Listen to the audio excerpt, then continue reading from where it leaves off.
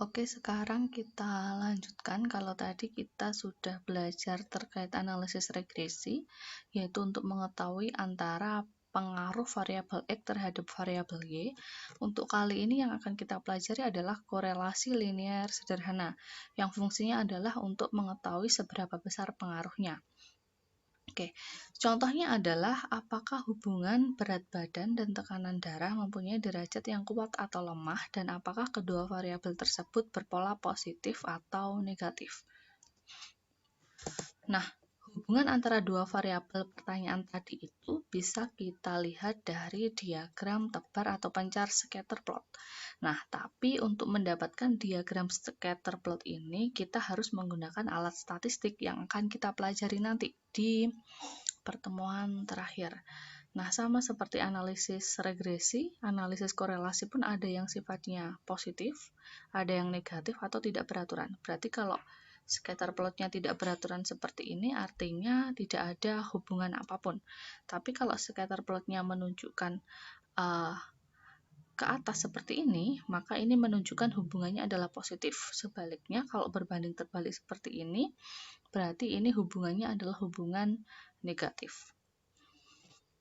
Nah, untuk mencari korelasi, sama seperti regresi, ada rumus manualnya, yaitu rumusnya adalah R. Jadi korelasi itu dilambangkan dengan R kecil.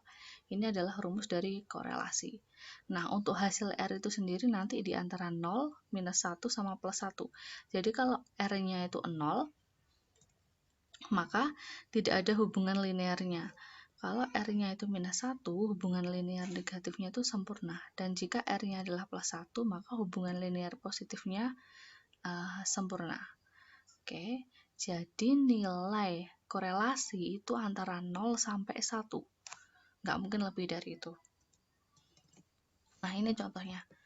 Contohnya misalnya, apakah biaya produksi itu berkorelasi dengan jumlah produksi yang dihasilkan. Nah, ini kebalik nih. Y ini harusnya jumlah produksi, yang X ini adalah biaya produksi. Nah, dari data ini disuruh mencari korelasinya. Ingat, rumus korelasi adalah ini. Maka kita harus mencari XY, jumlah XY, kemudian X kuadrat, jumlah X kuadrat, dan lain-lain. Dari data mentah ini, maka kita dapatkan korelasinya adalah 0,86 sekian. Nah, jadi keeratan dua variabel tersebut sebesar 0,86. Ingat, berarti 86% atau 0,86. Nilai korelasi antara 0 sampai 1. Jadi ini sudah benar cara ngitungnya, karena 0,86 tidak melebihi 1 dan lebih dari 0. Berarti keeratan antara variabel produksi dan variabel biaya produksi dengan produksi yang dihasilkan adalah 0,86, hampir mendekati positif sempurna. Oke, next ya. Nah, yang terakhir adalah koefisien determinasi. Jadi koefisien determinasi ini didapatkan dari R kuadrat atau korelasi dikuadratkan.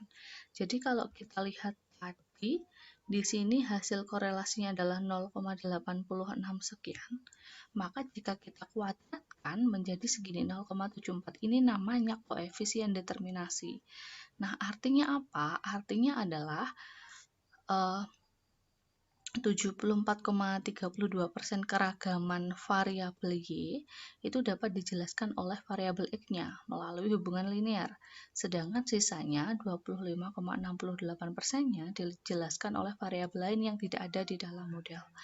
Oke. Nah, jadi hubungan dua variabel itu dapat berpola positif maupun negatif.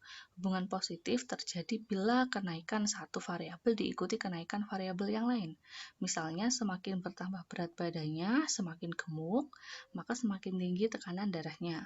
Kalau hubungannya negatif, dapat terjadi bila kenaikan satu variabel diikuti penurunan variabel yang lain. Misalnya, semakin bertambah umur, semakin tua, semakin rendah kadar hemoglobinnya.